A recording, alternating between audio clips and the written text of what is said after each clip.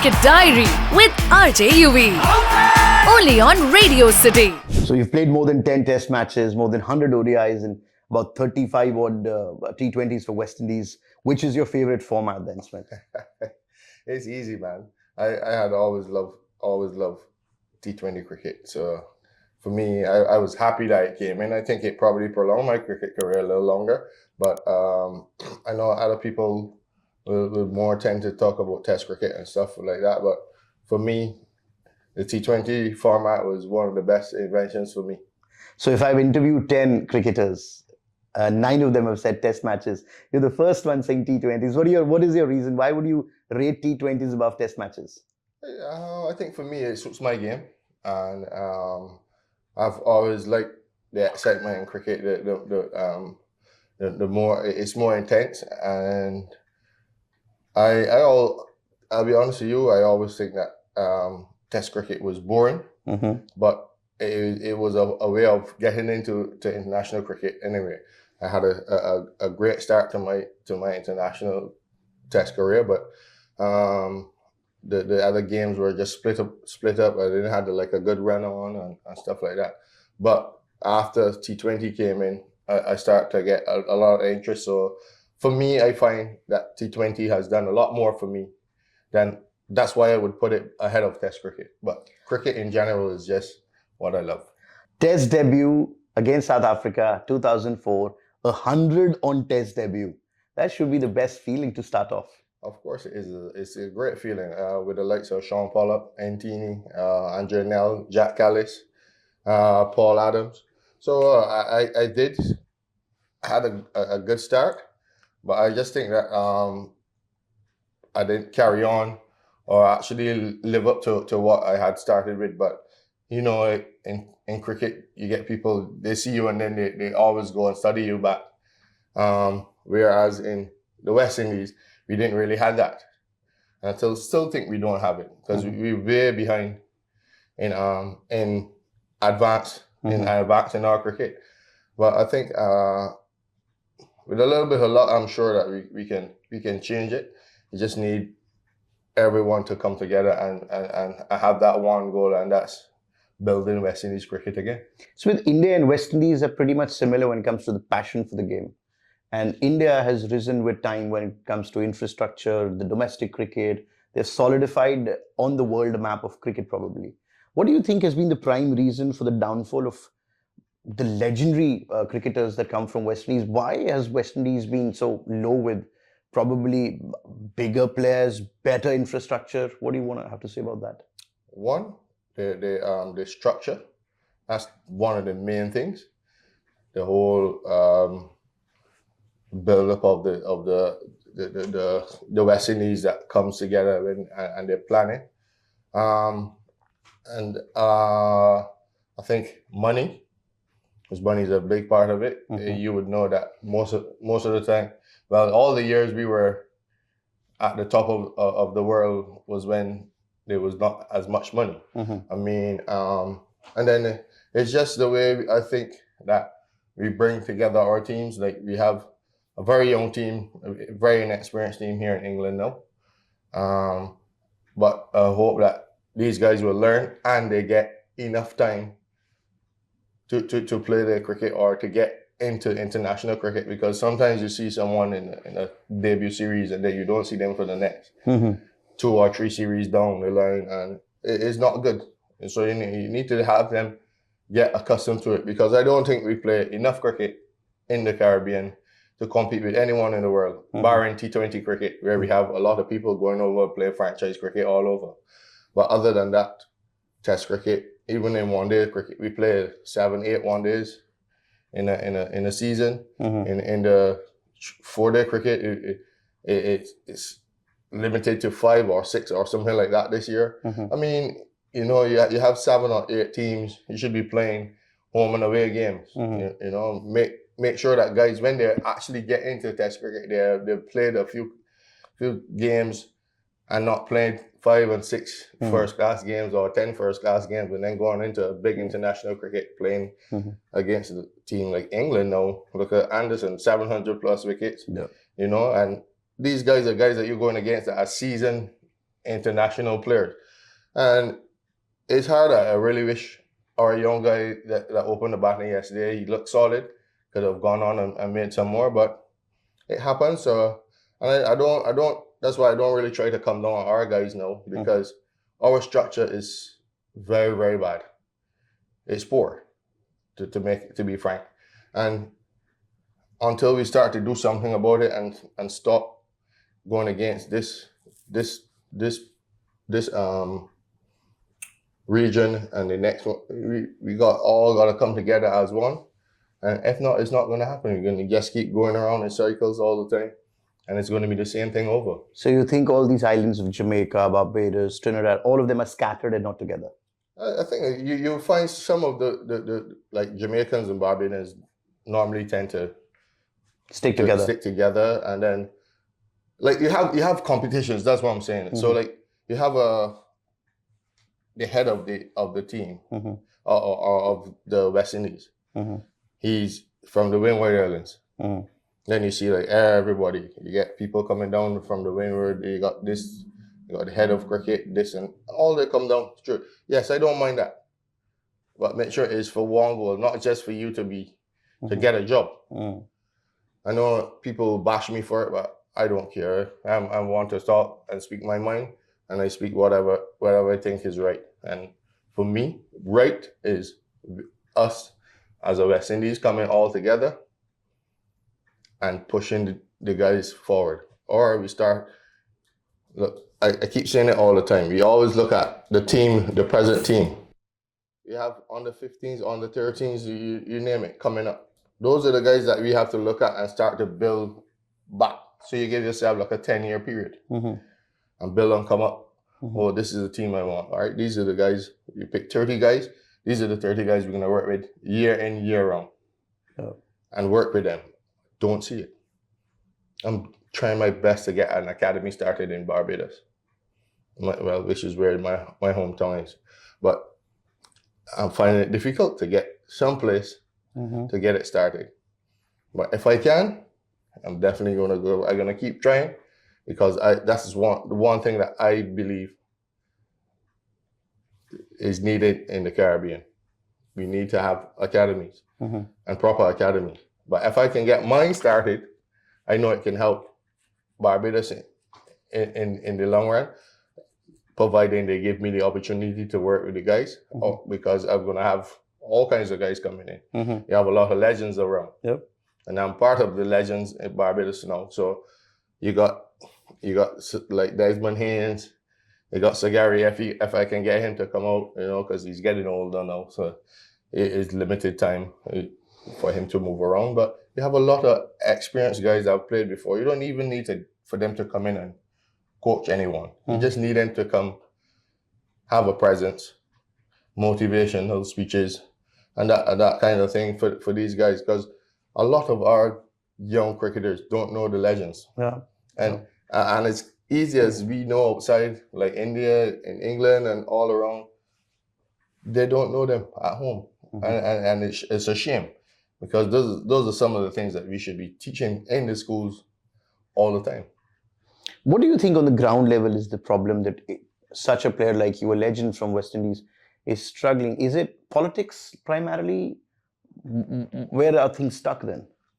Politics, I think a lot of the Caribbean leaders now are really pushing for cricket. I know our leader, our Prime Minister, is definitely pushing for it, Miss Mia Motley, and I would love for her to get something started in back home, because you have a lot of sports now that they get money put into the competitions and stuff, and it would be good to see that we have a competition with cricket to pushing and helping these guys. But my main thing is us getting West Indies cricket back to where it is, and starting from down in the grassroots and come up. You can see it. There are a lot of players that you can pinpoint. Obviously, there's some that will work extra, who will probably get better as they go along. But you need it all the time. I'm still trying to recycle. All right, 1983, your birth year. It's very special to us Indians. 83, we won the World Cup for the first time. We defeated West Indies for the first time. Oh, wow. So, growing up, when did you realize that you want to pick a bat professionally and play cricket professionally? What was that moment of, admiration and that validation for yourself? Growing up, when I really started, this is going to be a little emotional. I might get a little emotional because my uncle, who really introduced me to cricket, because I was living with my mom at the time, he just passed away the same day I was leaving to come to this tournament. Oh. So he was the one that, when I was 5 years old, used to teach me. He taught me how to bowl. And then eventually, obviously, because I used to be bowling at him, so he learned the hard way. He used to play like hopping ball cricket, tennis ball cricket. And he would show me a lot of things around. He would take me to games and stuff. So I started bowling when he started teaching me how to bowl. And then he'd like, come have a bat, show me how to bat and stuff. And from there on, I just take it from there. But it hurt me because I had to travel the same. Yeah. Basically, the next day after he passed away, but I know that he will be looking down and be happy for what I've done for him. I definitely tried to get some better scores for him. The first game I played, I told him that I was gonna make sure I get some runs for him, and I actually got 65, which was 2 runs short of his age, 67. Oh. And I was saying like, yeah, but I really wanted to get more. Mm-hmm. But it would have been good if it had finished on 67. But I will miss him. I know that for sure. But life goes on, and he was the one that definitely brought me into cricket. At 5 years old, little short guy, and then from there I had just took it from there. I used to just go out on the field and run around with the ball myself, throw out stumps. I guess that's probably how I got so good at fielding. Chase down the ball and take it up and throw again. And people used to be like in the neighborhood watching and saying, is he crazy or something? I know what I wanted. Yeah. And from a very young age, I told my mother, I'm going to play for West Indies. And actually in class 1, I would have been about 7 or 8 going to 9. Mm. I told my form teacher, she asked us to write a composition on what we want to do. Mm-hmm. I told her I'm going to make West Indies team. 2003 World Cup in South Africa. Actually, I made the team. I got called up for the team in December 2003 after the World Cup. Mm-hmm. And my first game was 2004. Mm-hmm. But I gave myself a period, and I remember that composition like the back of my head. I could reel that off to you straight away, every exact word I put in it and everything. And it was just something that like I reminisce on after, like this is what you write and this is what happened. Only thing that didn't happen, it was not the World Cup.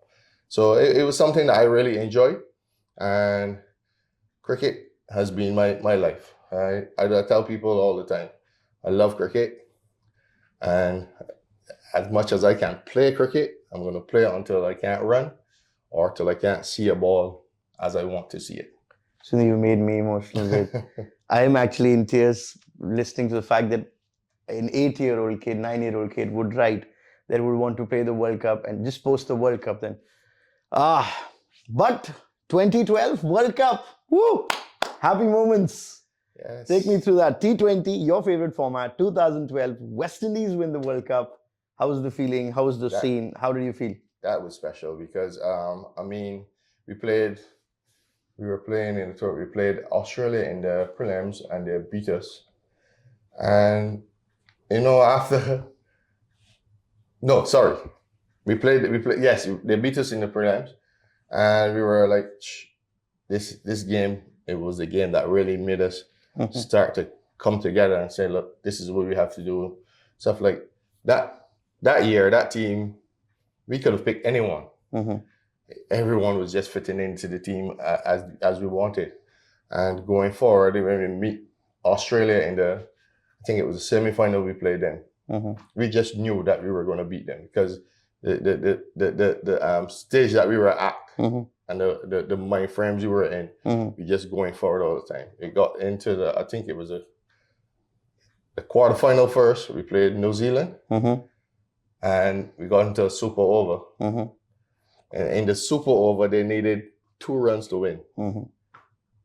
Dwayne Smith on the field, the ball comes to me at deep mid wicket, and the batsman turned for 2, direct hit from off the boundary. Woohoo! Send us forward, and then we beat Australia, went into the final to beat Sri Lanka at home, which I think was a massive, massive thing for us to do, with Marlon Samuels performing in that again, and then the guys just came in and finished it off with the bowling. But And it was a very low total you were defending. Yes, it was. It was a very low total against Sri Lanka with the likes of Jayawardene and those guys. It was good to see that we could have pulled that off. And I tell you, we were very elated. The guys were very, very happy, and you could see it. And then in return in 2016, which I really wish I was there. I don't know why they make that team after performing so well in IPL, but it happened. But I'm glad to see that our guys have won 2 World Cups, and I'm sure that we could win more with the bettering of our teams and the bettering of our support staff, I would like to call it, where we can organize better. Smith, you're an emotional cricketer, I could now make out. And then I really think that you've been ignored by the board when it comes to selection. 2016, and probably multiple occasions as well. How would that feeling sink in? That the board has not selected you, and you don't know the reason, because you're performing, you're scoring well, you're there, and you're still not picked up. How does an emotional cricketer absorb that feeling? I'll tell you, it was, at first it was tough, but then after like studying it and talking to older guys and about their experience and like what happens and stuff, then I really started to get the feeling of it and why certain things happen, why when some certain people are selectors, they will only pick certain teams. And so I started saying, look, you know what? Just enjoy your cricket. You go all over. I've played at 18 years old. I started, I traveled as a professional for a team called Kington in the Herefordshire League. Actually the Birmingham League, because they had won the year before, and I went and played for them. A team called Kington. That was one of the best things. I met a guy, the coach there. He was top draw. You could see that he understands cricket. And then only the other day I was asking, because the guys asked me to sign a shirt for them and send it back for their 100th year or something like that. That I asked about him, and I found out that he had passed away with cancer. So, you know, my career has gone on and on, but a lot of these people I have to thank. And also at Sussex, where I played county cricket, was what I think is one of the biggest turnarounds for me. And it was probably one of the best choices I've made in my life to go there, because I had a lot of people there that was willing to help and show me a lot of things that I would never probably got told if I was in the Caribbean. I know a lot of the coaches back home had hated when I started speaking about the guys at Sussex, like Mark Robinson, Lance Lehman, who used to get up as early as possible. He would, because I live in the same flat as him, he would ring my bell and say, he's going up, I'll see you in half hour, I'll see you in an hour, or whatever. But he used to be there waiting for me to go through everything I had to do to correct this, correct that. And they were so lovely. So I'll never forget anyone that helps me. And that's just how as you said, I'm emotional, but I really tend to remember people who have done a lot for me. I would never ever forget them. That's the honest truth. And those people will know that. Even the clubs that I've played for back in the days, I still have contacts with majority of the people from those clubs. And I've built a very good rapport with a lot of the guys. Suresh Raina, me and him are very close still from the Chennai days. You name it, the Mumbai days, you have all kinds of people at Mumbai. So I'm quite happy with how my career went. I wish it was better, but under the circumstances that I went through, I'm happy of what I've achieved. You've played for two of the best, the most fan-followed franchises back in the IPL. You've played for Chennai. You've played for Mumbai. 5 titles apiece for them as we talk. If you have to pick one franchise, Chennai. Not Mumbai. Chennai. Why would you say that? Just the way it is. I mean, I love Mumbai too, but for me, the vibe that I had at Chennai, I didn't have at Mumbai. So with Dhoni, the boss, he would say all the time, like, this is what it is. He would put things in place, even let me go from the manager down, even the owner. He would never get involved with the cricket. He leave it all up to the guys. The manager would set out things. You ask manager to do anything, you could call him any time of the morning. He's there for you. And then with Dhoni, it was like, this is what it is. And he would come, because I think, from my observations, I always think that Dhoni had this thing in his head that he needs to understand each player he's working with. And you can see, it don't look like it, people might not see it, but I think he just used to stand and study players like mad. Like, this is what it is, this is him, this is what I need him to do. And I understand that from having conversations with him. He would tell me, like, you don't worry, this is what you will do, this is what I will think I will want you to do. And people don't understand you, and they don't know how effective you are bowling. And he would speak to me, and he would say things, and he would always be fair. I know that for sure. He will always give you the opportunity. So anytime you're missing out, you have messed up big time, because he gave you perfect opportunity to do your stuff. And I was so comfortable there. I was like so relaxed. Myself and the other demolition partner, I used to call it, Brendan McCullum, we just used to go out there and enjoy the cricket and play free. Do you remember a conversation with Dhoni you can share? Off the field, on the field, not about cricket, any conversation? No, most conversations we would have will be on cricket. He was just telling me about how, as I just mentioned, how effective I am with my bowling, and how deceptive it is. Like, people don't understand how quick I can get to them with that fuller ball. And he said, you'll be effective. He said, I'm not going to bowl you as much, but when I do call upon you, you know for sure that I know this is what you're going to come and do. I want you to come, you try tighten up on some runs, probably might get a wicket. If you don't, then you just try and keep it steady. Try to try to stop them from scoring as heavy, and that's my job done. I would always speak to him and, like, what you think I do wrong, what you think was right, and he would always just say, like, this is what it was. Don't worry, next game. And he was just cool. Like, if you get him angry, you must have done something real bad. So most times, I never really had any run-ins with him. Well, probably only one time on the boundary, I missed a catch, and he moved me, and I was like, escape. Why he moved me? It happens. But he never really went on about it. He just said, I just had to move you. I just think you did ready for it. And we went along. You've seen Dhoni angry? Have you seen Dhoni angry? Probably once. I think Ashwin had dropped a catch or something. A first slip regulation catch, and he had asked him to move, and he said, move, come on. And he moved him out the slip and put someone else there.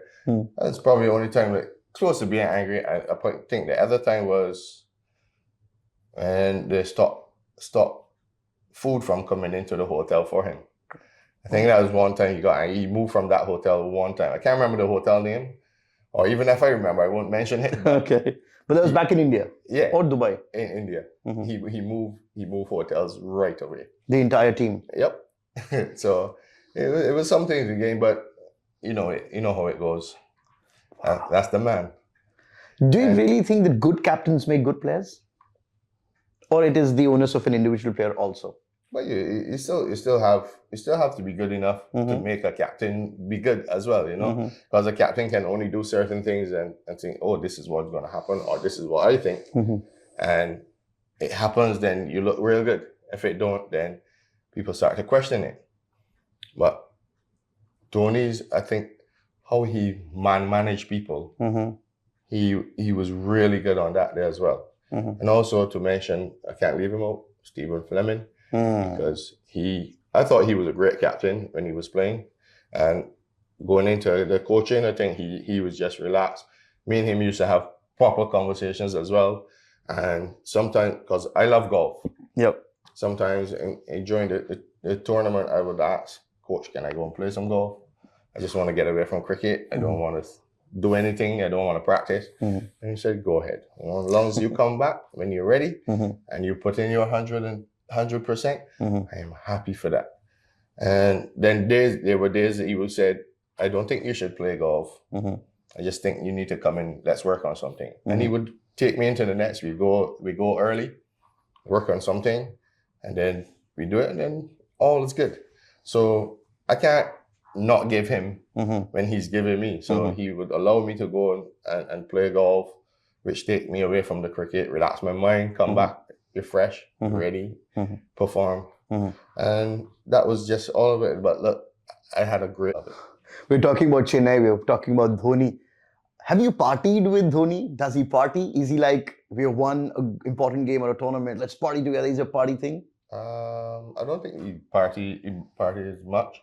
I just think it would be from how people would start to bombard him, looking for autographs, pictures and stuff. And I can understand those guys because people are cricket crazy in India. Yeah. So partying, no, but I'm sure that we all have celebrated wins. Do you remember a celebration? I remember winning the Champions League with Chennai, and it was special because everybody was just there, everyone happy. We went back to the bar, we had a few drinks. Some people drink, some didn't.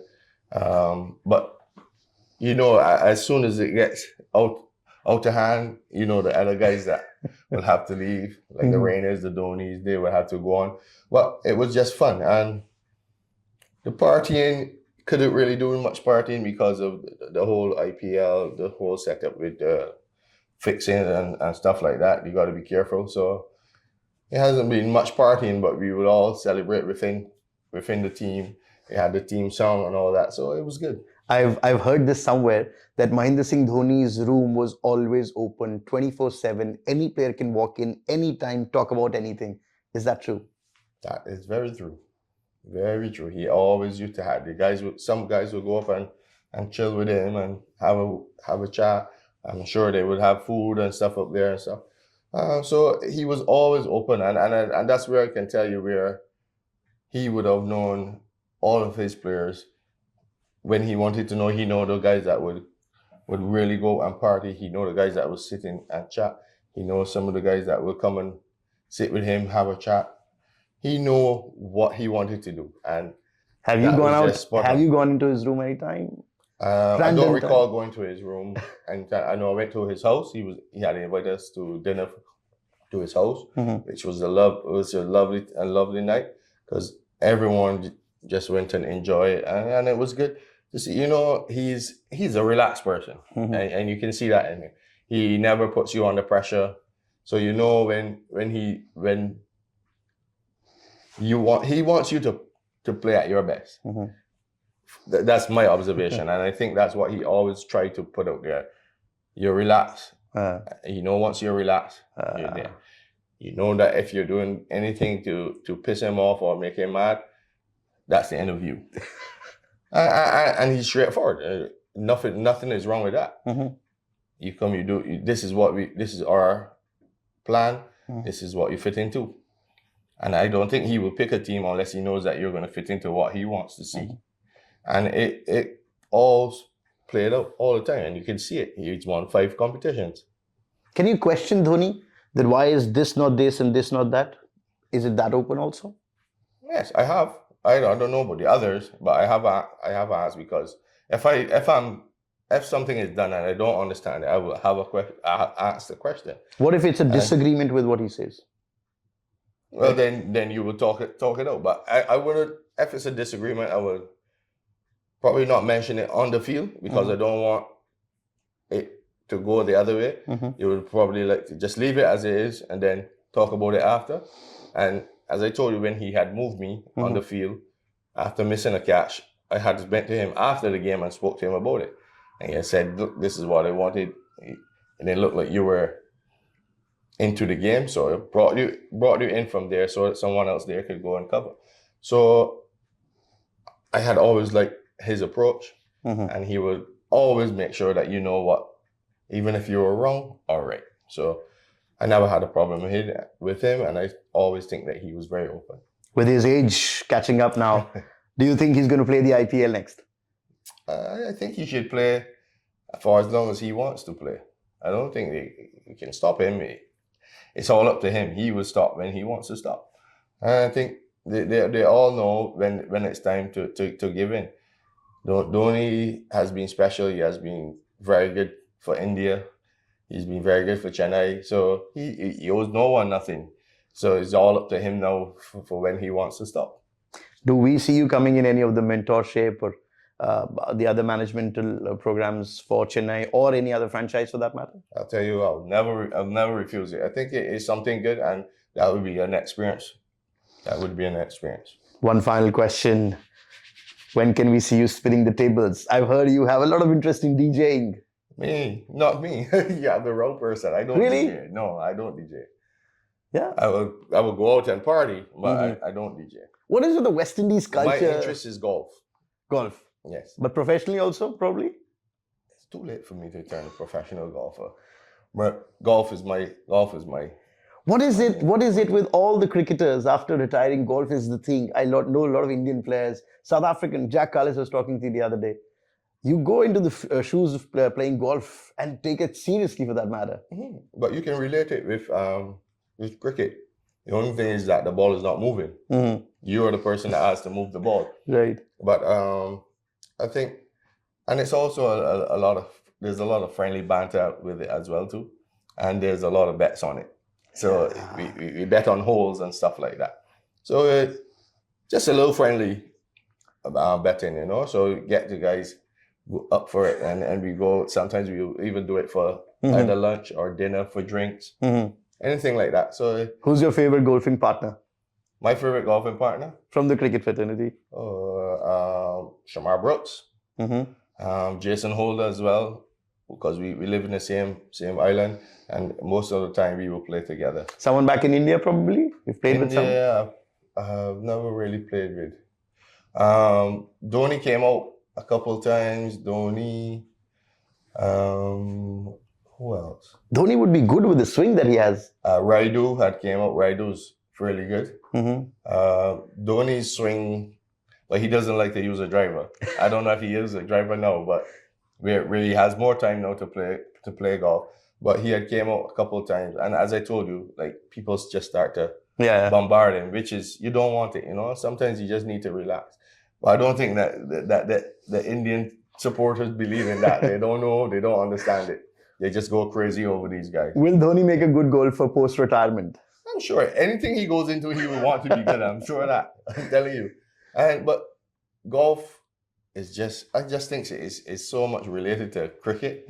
And after picking up golf, I'll tell you, in 2012 or something like that, I started to understand myself a lot more. I started to approach cricket differently, because when you play a bad shot, you know, just forget that and go on. Because if you play a bad shot in golf and you go back, you will get to that ball and you're still angry or mad at that shot, you definitely know that hole is going very bad right through. So it's all the mental part of it that I took from golf, put into my cricket. So I don't worry about anything right now. If I play a bad shot, it's gone. I'm still batting. Keep going. If I'm out, well, then, don't do that again. I like that. One final rapid fire. Quickly, the first name that comes to your head. the best batsman of this generation across world cricket. This generation? Yeah. This generation or all? Okay, we'll take two of them then. All first. All first. So Vivian Richards for me. This generation? This generation? It's hard. It's a lot of them. I'll give you two options. Take two options then. I'll go with Virat Kohli, and the other one is hard. I'll just leave it as that. So Virat Kohli there. Yeah. 1 run to defend of 1 ball. You're the captain. Who would you throw the ball to? Oh my. 1 run to defend off 1 ball? In world cricket, who does Smith throw the ball to go bowl for me? Or you'll bowl yourself? Malinga. Yeah? Malinga. All right. 6 runs to get a 1 ball. Dwayne Smith. Yay! Super. That's how we end. Thank you so much, champ. Thank you. Thanks. And we love you back in India. We love you back in Chennai. And probably we'll see you in the colors of yellow again. Yes, hopefully. Thank you so much. Thank you. Cricket Diary with RJ Yuvi. Only on Radio City.